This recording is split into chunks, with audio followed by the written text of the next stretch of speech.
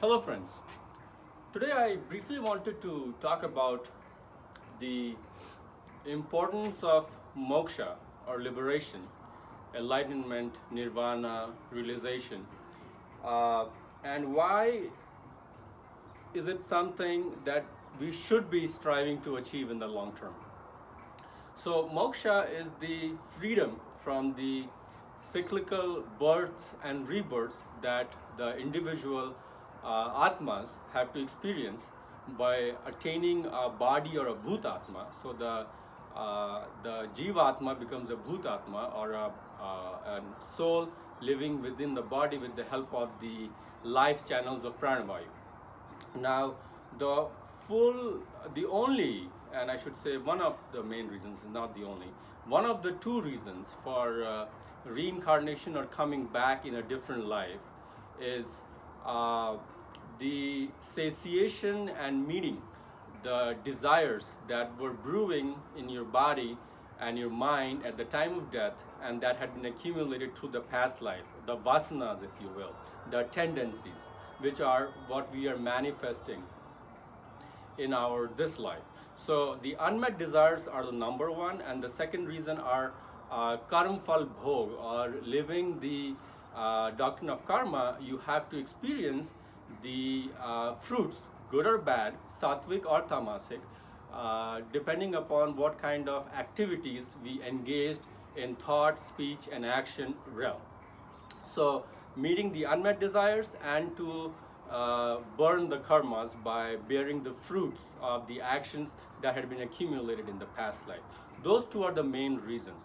So, in the process of attaining moksha, you're trying to burn off all the karmas or the vikarm vinash that you have accumulated through the past actions, through the sanchit karma repository, and also you're trying not to create new fructifications because you're not having any new desires. That's why you are asked to not be in influencing associations of gunas, rajasic and tamasic, which will create new vasanas or tendencies in your mind, and those are new seeds that will slowly create new desires of trees, if you will. So that's why Krishna says, Shreyanso dharma viguna par dharmarsa nishchitat swadharme nidhanam sheya par dharmo bhayava. Better to do your own duty than to do someone else's duty, because the moment you're doing some new duty which is not innate to your nature and dharma and vasana, you are creating this new tree, new desire tree, which will now need to be fructified and need to just bear fruits in future life. So it will just delay the course of moksha. Now that is the reasoning behind why we come to this world. Now, why do we need to attain moksha? Moksha, as the word implies, means liberation. So once you have attained moksha, you have broken this habitual cyclical barrier that you are thrown into. So it's not something by will, it's enforced upon you. It's a mandatory karmic outcome of the actions performed.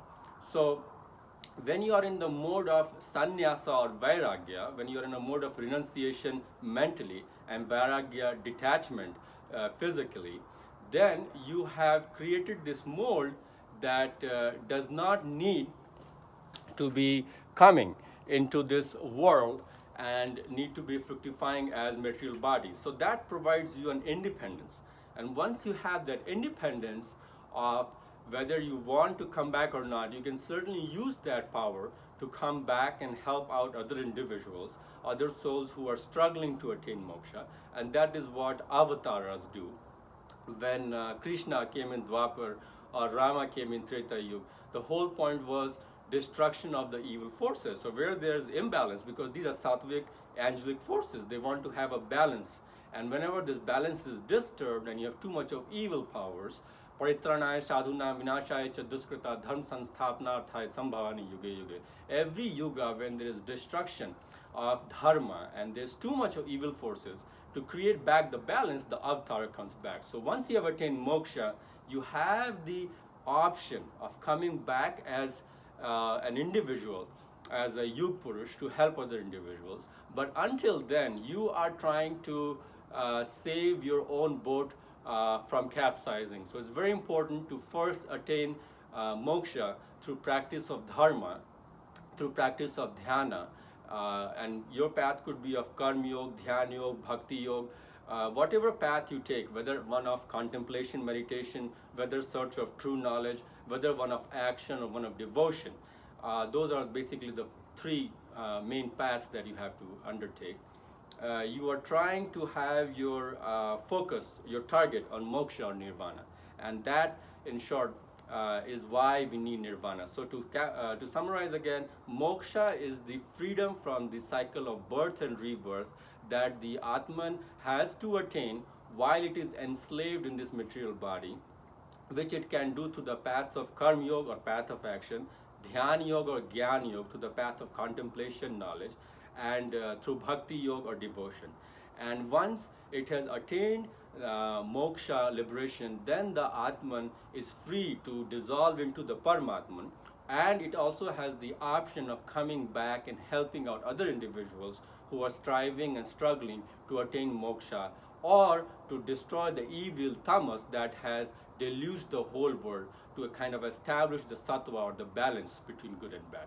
Hope you like this video. Please feel free to leave your comments below. Thank you.